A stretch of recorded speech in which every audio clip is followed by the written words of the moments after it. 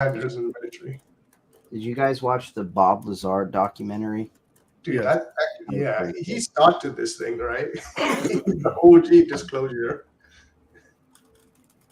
Yeah. What's interesting is the amount of evidence that supports his story around, like, some of the things he claimed that the U.S. government tried to say weren't true, like his education, his employment, and all this shit.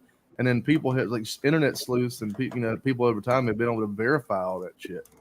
Well, I mean, there's proof that they raided his shit. If he didn't work for Air, why the fuck would they raid him? If he didn't work there, then there's no chance that he stole what was Element 115. Then there'd be no point in raiding his facility. Which is another one that's interesting because he was the first one who ever mentioned that publicly, and that was before it was even on the periodic table of elements. Yeah, the main narrative he was saying. So.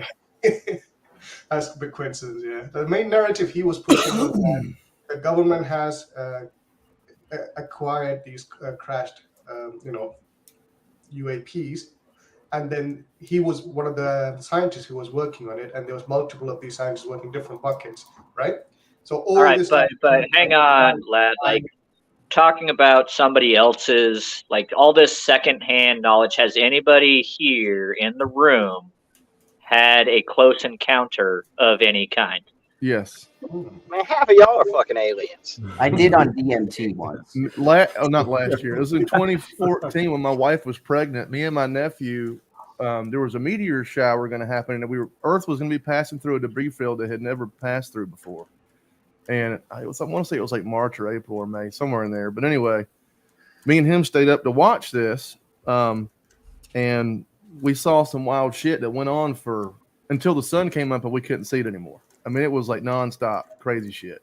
A lot of it defied physics.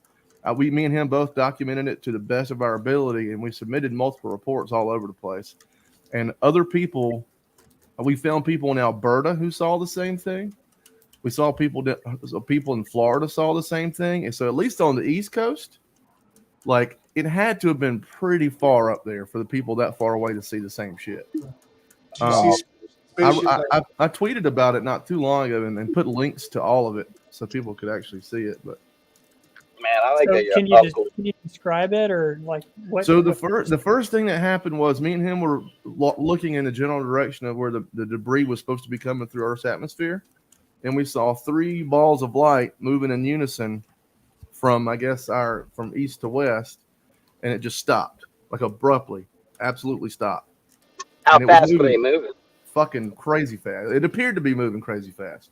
Without knowing how far away it is, it's really hard to say. But, and it stayed there stationary for about 15 minutes, and then it started to rotate, like, counterclockwise, and then the shape of the triangle started to change, and then it would stop and start rotating in the opposite direction. But we would see out of our peripheral vision almost like satellites that would converge into some of these, like, the 3 main lights that were, like, really dim. Shit was coming out of the 3 lights, and shit was going into the 3 lights. It was pretty wild. So you saw this with your own eyes? Do what? You saw this with your own eyes? Yeah. I actually woke up. I went and woke up my wife so she could come outside and watch it with us. Because it does sound similar to footage I've seen about that sort of phenomenon where these lights are all coming out and then come together and then they make a shape and then they kind of lock in. And yeah, it was interesting. My nephew actually noticed off on the horizon back by the forest behind the east of us, there was what we thought was a star.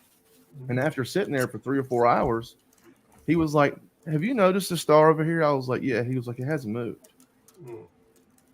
And that was kind of odd. And that could have been a tower, a light on a tower or something. It wasn't flashing, but that was I look up a lot, and I've even got an app that, like, when you see a satellite just drifting across the sky, I've got an app now that will tell me exactly what satellite is. Yeah, me too. Yeah. One day it will be Hubble and shit. John said I look up a lot. I do. Look, you guys do whatever you're doing, building whatever. I'm looking at the stars. It's fun. But so Chris, did you guys have any video or anything? I tried, but it was terrible. I had like some shitty Nokia phone at the time, and you know what even on an iPhone, modern iPhone now, like you record that sort of thing, it really comes out really distant. And see, that's what there was a guy in Raleigh who photographed it. I linked to that too in the tweet. He probably had a proper camera, but it was I got a really good photo. You just switch to Samsung, okay? S22 Ultra. That's what bothers me the most. Every alien encounter, people are recording with the bloody iPhone. I'm wishing at least one person out there in the world has a Samsung when it comes across. Get that 100x space zoom on this alien ship and disclose it for once and for all. My middle brother claims that he was abducted. No. If you ask him, he will swear to it. I think he's nuts. What did they do to him? He ate a lot of mushrooms back in the day. So aliens do abduct people on mushrooms, though. That's actually quite common. Yeah. That's what Ant says. Where Ant's encounter with the aliens was. I can believe that. If I was an alien, I was going to abduct someone. I'd do it while they're on mushrooms. Sure. I got to see a secret military plane. That was pretty cool. That was the closest thing to a UFO. We were all sitting on the beach one night, and there was a light moving around on the horizon, up and down, sideways, moving around, and we were like, "What is that, man?" Because it didn't look like any type of plane. So we called the base. And we were like, hey, there's something. We didn't know if it was a flare or what. Someone was in trouble out there. No, we don't have any pilots out right now, blah, blah, blah. And we just kind of like wrote it off and watched it for, a couple hours, and it went away. And then Nicole, my wife's sister, knew a couple of officers at the base, and they were like, oh, yeah, that was us. You guys weren't supposed to see that flying around out there. So that was pretty cool.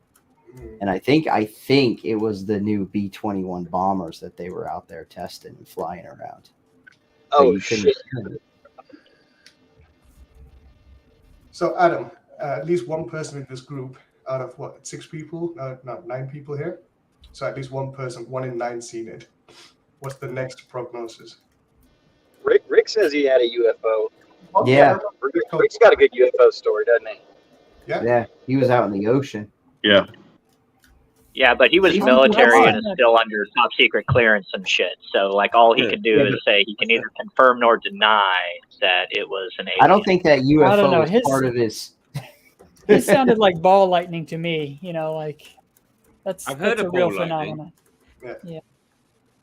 But I don't know. Does ball lightning actually exist?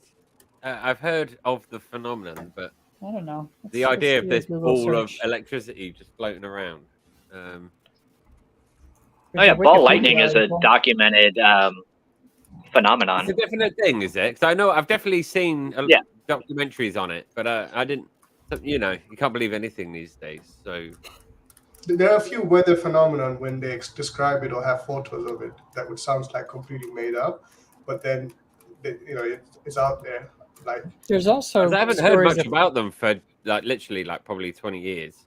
Yeah, there's stories of pilots seeing lightning that goes up into the upper atmosphere as well. Yeah, they're like red color lightning. They're called like elves or something like that. Yeah, and they've documented some of those on film. I do wonder what lightning that goes on in the clouds. Shouldn't that be going to the Earth somehow? Well, there's also the ionosphere that's charged going up. So all it is an arc between one electrical potential and another. So wherever you get a difference, you're going to get an arc of electricity. So if the ionosphere is more negative than the ground at that point, you're going to go up rather than down, essentially. And you could also have the clouds being the bridge from ionosphere to cloud to ground, and then you got a really powerful bolt. Yeah, and it's all about, the larger the air gap, the more voltage buildup it's going to take to do it. So it gets, I suppose you get a lot more lightning over where you are than we do here. Even itself out. Florida is the lightning capital of the world. I can imagine that. Really humid. Lloyd and IR. That's right, and I actually live in the lightning capital of Florida, no less. When you have what is peninsulas draw lightning. And then when you have a peninsula under, in the peninsula, which we're in Cape Coral, which is a peninsula in the peninsula, and it's second highest in the world. The highest in the world is actually off of Cape Horn in Africa. There's another cape on a cape, and that is the world's worst lightning. Well, I actually love lightning. I think it's one of the best things. I've had lightning go off not too far from me, but you probably know people that have been hit, I'm guessing. Yeah, but if it's too close, yeah, exactly. There are fatalities out here that have happened. So, oh shit! I've actually been struck by lightning. What's going on? Oh, this is. Wait, no, hold on. Did Adam just say he got hit by a bolt? Adam did say that. I want to hear the story. Yes. So this was. Yeah, I got struck.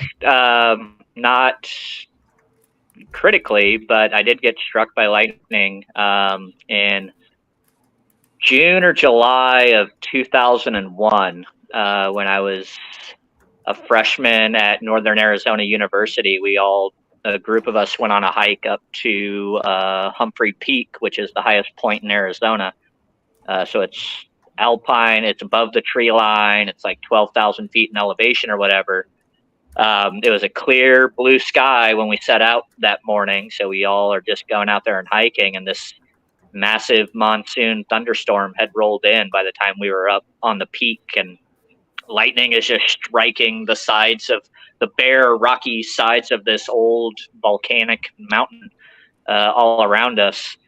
And you could actually hear all of your metal zippers arcing because there was so much static electricity in the air. So you could hear just that kind of like Jacob's ladder crackle just constantly. Going around your balls. And so I was with a girl that I liked, and like everybody else, like took off fucking like running down the path, and she was all scared. So I was like, okay, like I'm gonna hold your hand. It's slippery. It was hailing on us and shit, and we're all in shorts and t-shirts. So yeah, we were like kind of making our way slowly down the mountain while all this is happening, and like one thing comes to another. And if you've ever been shocked even by like a 110 circuit, you know what it feels like to get shocked, and all of a sudden, like imagine that like just through your entire fucking body. I felt that, and then woke up like on the ground a few seconds later, and I like look at her, and we're both like, what the fuck just happened? I was like, I think we got struck by lightning. And so we started walking slightly faster to get down below the tree line after that point. But yeah, like I was having some heart palpitations that evening and went to the hospital and got checked out, but no entry or exit wounds or anything. So I think it was a glancing strike, if anything. But yeah, it definitely was electrocuted to the point of passing the fuck out. So they say if lightning strikes really, really close to you, lay down. Yeah. Well, because it will disperse the electricity out of your body without. That's probably what happened. Well, good luck with a reaction time where that'll matter. You increase the surface. Yeah, you lay down anyway. Yeah, you're increasing the surface area of ground. Yeah, that feels a little bit like Heaven's Gate to me. And like, you know what? Oh yeah, if the lightning's close, just go ahead and lay down and wait for it. It's fine. It may have, Adam, it may have struck right next to you. Were you guys near other people? No, like at the time we were the last ones up on the peak and everything, and we were just like probably 100 yards down from the actual like highest point where there was like a little Quonset hut that had been built out of rocks and everything that you could like shelter in. Did you both take it, or was it just you? No, yeah, like we were both like on the ground down because we were holding hands at the time. Oh, so like whichever one of us got struck or whatever, it went right through both of us. And it's moving. Distributed the loads, which just probably went through. It's moving around. You would have thought that could have been dangerous. That could have easily have killed one of you. Yeah, it could have easily killed one or both of us, and like because everybody else was running down the mountain, it would have been a while before they even realized. Like that we didn't follow them, and like we could have just been. Like everyone's running away, and you're just standing around with your girlfriend. He explained this. He liked the girl. That's he was being chivalrous. She was freaking the fuck out. Okay. So I was like, I could have run down the mountain, but she was not going to run down the mountain. So I was trying to like get her safely down the mountain as well. So out of a sense of chivalry, I was like slowly making. And see what happened. Josh, I'm a small guy, okay? Me and picking up a girl, like, unless she's, like, 4 foot nothing, it's not going to happen. What? I done. I don't know who you had. I mean, maybe in like one of those like adrenaline situations where you're so pumped up that like you just fucking do heroic Superman acts, but like by default, like a little lightning. Like I grew up in Arizona, we get lightning all the time. It's no big deal. Like this was like, okay, like I'm scared, but we need to just get down. We'll be okay. So I didn't think I needed the fireman carry her down the mountain. So is it true live and learn? Lightning strikes are more common in areas where veins of rock close to the surface are like really, really prevalent, or does it not matter? What kind of? You mean like some sort of like a conductive metal in the rock or something? Yeah, I mean, my dad has always said that he gets more lightning strikes because of all the rock up where he lives at, but I don't know if that's really true. There could be a lot of metal in it. Well, because most rock is non-conductive anyway. Like, and it's actually not a good ground because it's rock, right? Like this is like a volcanic rock, so there wasn't a good direct path to ground. Yeah. Like if you're under trees or whatever, the tree's going to get hit before you get hit. But don't they say you shouldn't hide under a tree when there's lightning?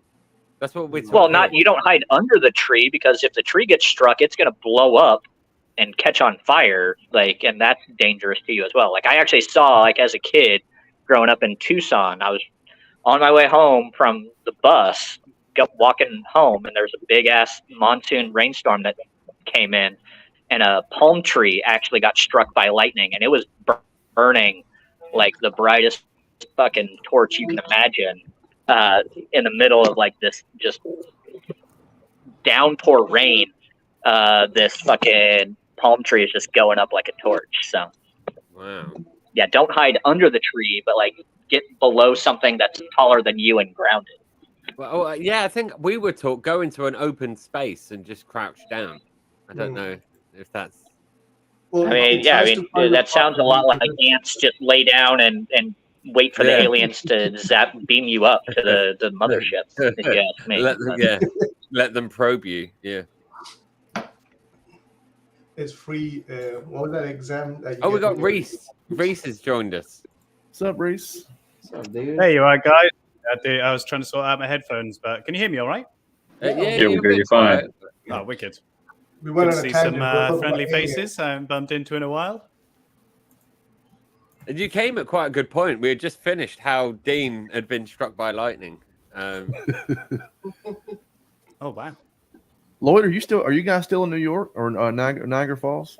Yeah, we're still up that way. A couple more days. Cool. How's it been so far? It's been beautiful up here. The weather ended up turning cold and rainy, but it was, we had some indoor stuff we were doing up here, like the Corning Museum of Glass and stuff like that. So we had some indoor stuff we were doing anyway. So we matched those days, with when it rained with the indoor stuff. So it's been really cool. That's something I would love to see with my own two eyes is the falls up there. Oh yeah, that was incredible. That was absolutely incredible. The falls were, the falls. I don't know what to say other than it's like they say it's one of the 7 wonders of the world for a reason, right?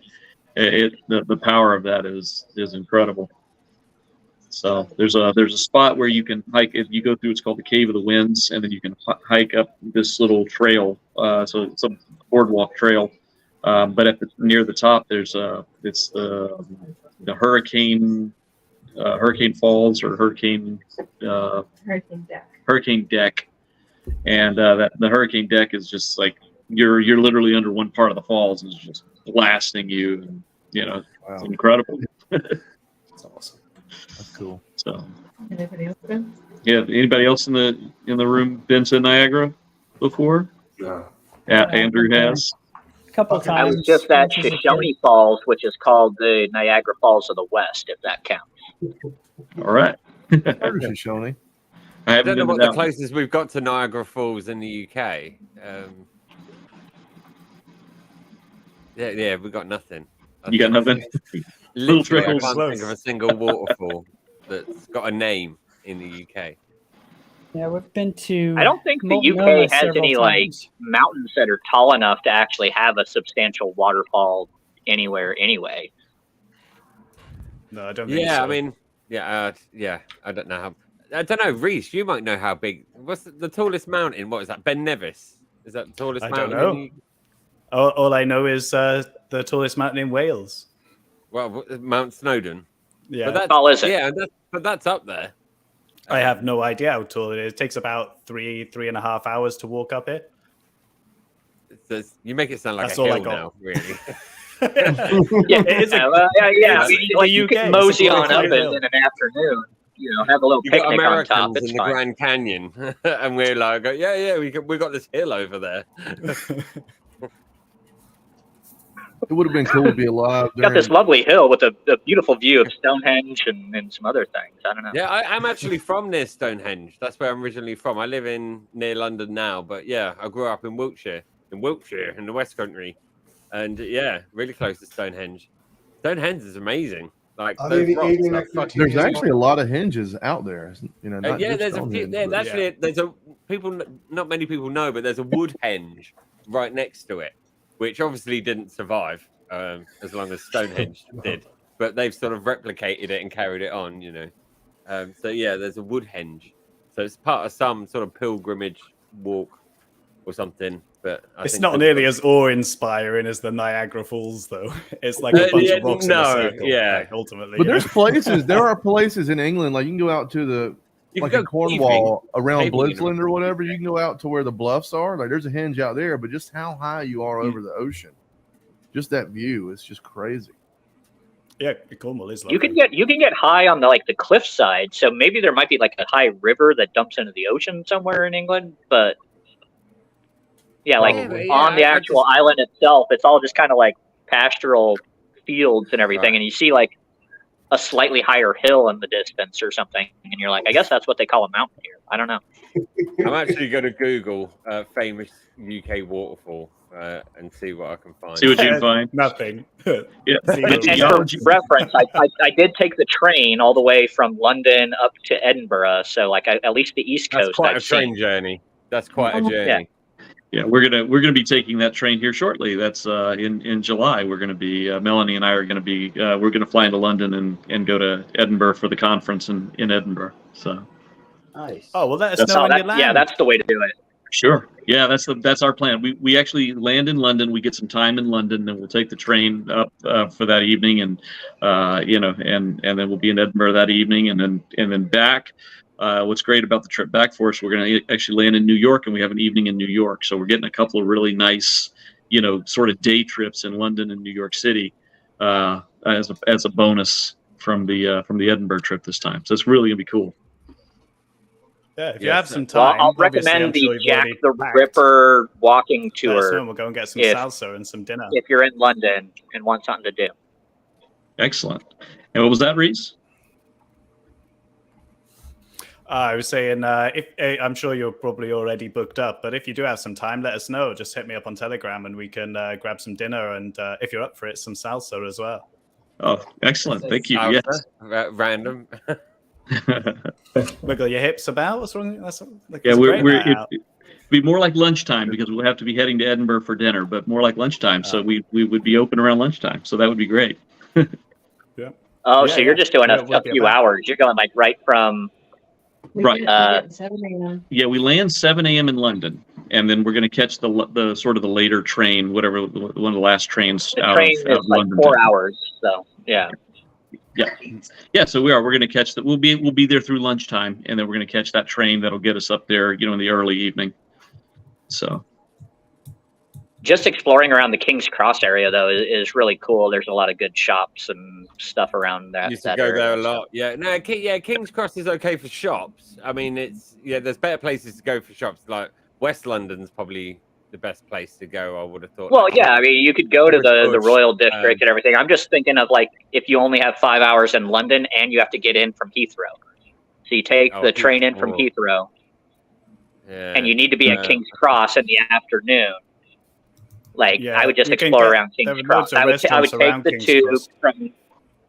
I would take the tube from Heathrow to King's Cross. Store your luggage at King's Cross. They have a little like luggage holding area, and then go and just explore that neighborhood. But the tubes you can get around. Like you can go and see Buckingham and I palaces and recommend stuff, so. probably going to like if you're going to King's Cross, just get a taxi to Camden or something. I don't know. What do you think, Reese? And yeah, you know, it's 5 minutes on the tube or maybe a 10-15 minute walk.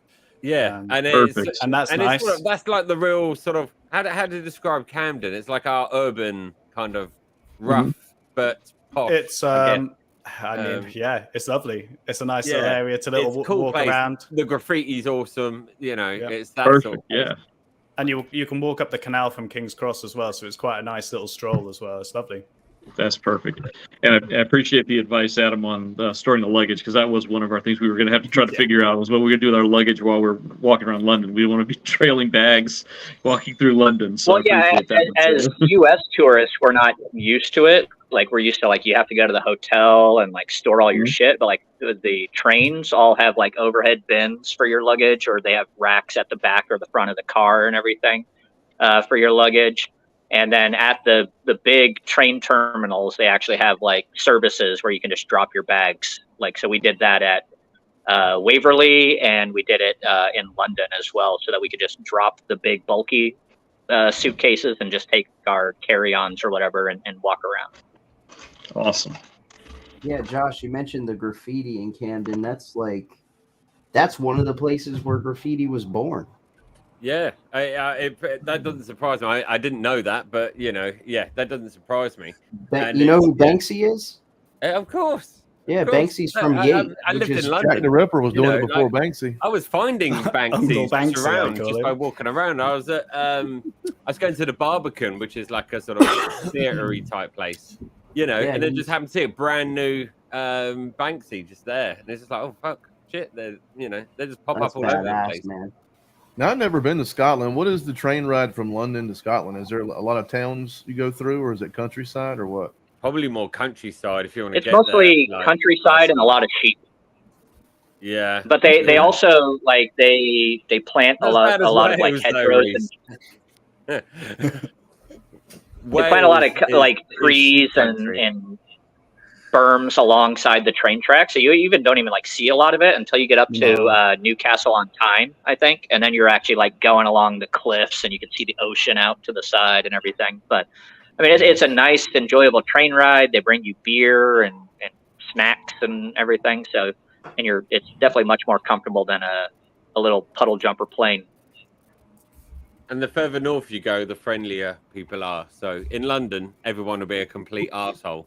But as soon as you leave, they get really nice. I don't know about that, Josh. I mean, James said it, so I didn't have to. So, you know. Or Josh, in London, I'm sorry. you talk to a stranger, they look at you like you just shit on their lap. Yeah. Like, it is on the tube, especially. It is not the done thing. You do not talk to a stranger. It's really weird. Yeah. But anywhere else in the country, We got that here too. Like, you go to New York. Yeah, I know. Like in London, it was very much like being in America. Like, you don't make eye contact, and you just keep your head down and look at your phone or something, and you're good. Like, nobody wants to talk to anybody else. But then you go up like north into Scotland and everything, and you walk around, and people want to get your whole life story and tell you there at the same time. You're gonna go north, south, east, west. Just anywhere outside of London. Just head north of London. Yeah, you find friendly people. But, people chat to you in the queue, in the shop. They'll just like chat to you on the bus. I will say, like, as much the Manchester people just go hello, and they don't know you. Just you walk past them, and go, "You're right, you're right, yeah, I'm good, yeah." Oh, sunny day. Yeah, in Manchester, people were like that too. Like, that's where I heard about like putting tape on your nipples if you're running a long marathon or whatever. Like, because like people in Manchester are just friendly AF, apparently. Yeah. Well, that's a real thing. It's called chafing. If you don't put it on and you go on a marathon, you have bleeding nipples. It's a real problem. I used to put tape on my nipples. You just say bleeding nipples on the plant floor. Yeah. So your shirt is shaving, like moving around on your nipple, and it will eventually make your nipples bleed. Yeah, you might start lactating. Lactating blood. Yeah. On that note, I gotta hop off, guys. It was good talking to y'all. Hold the line. Later, guys. It's a pretty perfect time frame, guys, because we are getting near the hour mark here. But yeah, I'd love to get final thoughts. Today's topic, we were talking dinosaurs and aliens, right? So regulatory framework and the hopeful asteroid, this crypto that's going to crash on those dinosaur regulators, and of course our alien experiences here. Actually, we quickly didn't ask Reese if he's ever seen an alien That's right. or UFO. That's I right. haven't seen aliens, but I did see some UFOs once. Okay, quickly go on. You got like 5. You got. We got 5 minutes left, so yeah, go ahead. Tell us your UFO story. Let's hear it. I was like, it was like summer. I was down by where my parents live outside London with some of my mates, like making a joint or something. And it's probably about 10:30, and it was summer, so it's like clear sky, the sun setting, and all right, Peter.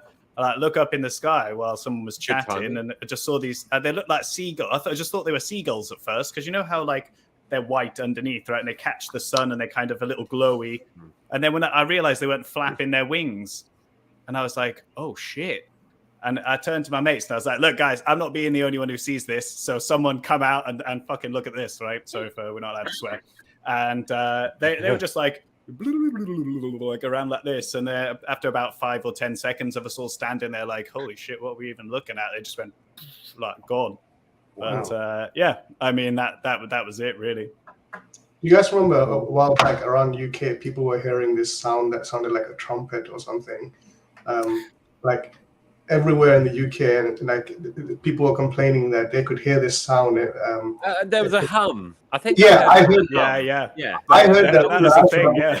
Yeah, I heard that. I thought I was hallucinating, and people were trying to come up with explanation like it might be tectonic plates movement creating that hum or some shit like that. But it was around the world. People were hearing in different parts of the country, different places. I didn't hear it. It was the sound of your taxes going up. What did you say? It was the Hound of Baskerville, or like what was it? Sherlock Did they ever Holmes. get to the Baskerville Hounds. Yeah, Hound of Baskerville. Maybe. All right. Well, Peter joined in, and we still have like 3 minutes. So, Peter, have you ever encountered aliens or UFOs? No, I can't say that I have. I've seen some space shuttle launches, but that's about it. That's alien to somebody. Yeah. Literally. In that case, we're the aliens. So yeah.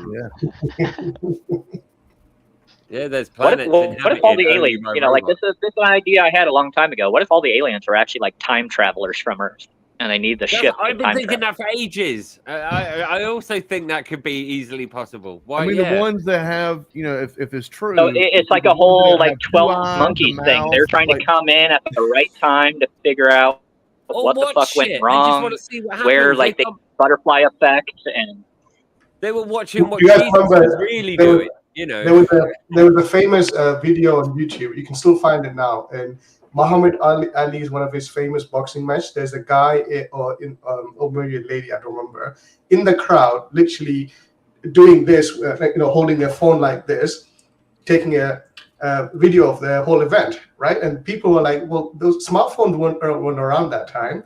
And then you got this guy in the crowd just doing this with their phone. So maybe it is time travelers coming back to basically look at key events in space, time and space. Well, almost I think everyone there are a couple of images like that did reports seeing something that has 2 arms, 2 legs, toes, fingers. I mean, it's so anatomically similar to us.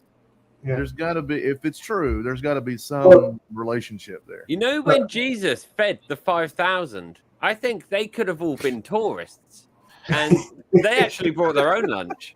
And a microwave. Oh, did Jesus really feed the 5,000? I'm going to go and have a look, but I'm going to take my own lunch with me because I don't think there's much to go round. So, do you know what I mean? They could have all been tourists. They could have all been time tourists, even. Yeah. So one of my friends was saying the other day that no aliens. There weren't many alien encounters until we did the atomic bombs and whatnot, and we were testing radioactive stuff. So, I mean, time travelers trying to keep us from blowing ourselves up again, maybe? Well, Peter, have you seen that 3-hour disclosure project that happened? So the main premise of that is that the reason we're having accelerated encounters is because we keep advancing our technology to a point where we can become detrimental to them as well. That's the whole premise. Yeah, don't flatter us. We're still looking at us like we do a fucking monkey throwing its shit at the zoo. But Yeah, if you see let's a hope they're monkey feeling hold on. If you see a monkey walking around with an AK-47 in the woods, yeah, you would be concerned, right? Yeah, That's been covered in the movies. So yeah, that has happened. Yeah. So Lloyd, Fair point. Touche.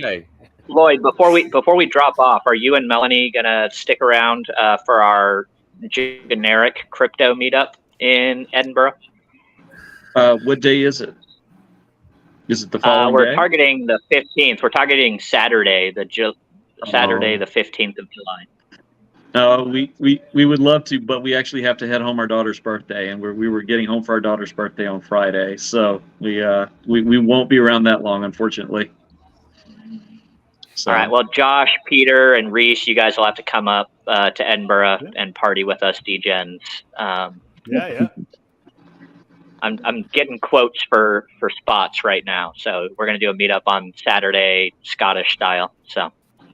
So Adam, Saturday's a doable date for me. So give me the loop, the date. I might come. Drive up there. Well, yeah, if you're not there, you're fired as the CTO of like everything. I have to come. Andrew, are you going to Edinburgh? No, I will not be making that one. I am doing. Okay. I had to pick. If I was going and I was Dubai. driving, I'd be driving past Milton Keynes. But thinking about it, I'd probably get the train. No. Yeah, train probably sounds easier because you get beers on the train. I heard. So yeah, that was an instant sell for me. Yeah, get on the train. Nobody drives anywhere. We don't want any drunk driving. We want everybody to be safe. Get hammered on the train. Get hammered in Scotland. Get hammered on the way home. Like in true English UK fashion. There you go. All right. So Andrew, we'll have to get in a fight with someone at the end, though, to be true English fashion. Yeah, there's a fight at the kebab shop at 3 a.m, and then it's done. Yeah, the police take you home. Dude, don't even tell me. Like you got like cheesy fries at the kebab shop at like 3 a.m. the last time I was in Edinburgh, and it was the most delicious fucking thing ever. Like after Ben O'Hanlon took us out for whiskey and cigars in November, and yeah, like I was like at a fucking kebab shop with fucking like fries covered with sauce and cheese, and just like, oh, this is the most miraculous thing ever. They do some, yeah. There is some amazing food up there. That's all mainly deep fried. Like they'll deep fry anything. They'll deep fry pizza, deep fried Mars bar. It'll be just like home. That is, you should try a deep fried Mars bar. It is the most delicious thing. It is pretty good. Yeah, it's like the U.S. State Fair every day in Scotland. Like if you want it deep fried, they'll do it. Yeah, they'll literally anything. Yeah, human body parts. They'll probably we'll give it a go. But as long as it's your own body part, they'll be. Like you like stick at the guard cutter and nip off your pinky and deep fry it and eat it, and you're good to go. Just stick it straight in. You don't need a cutter. Like that, they won't mind.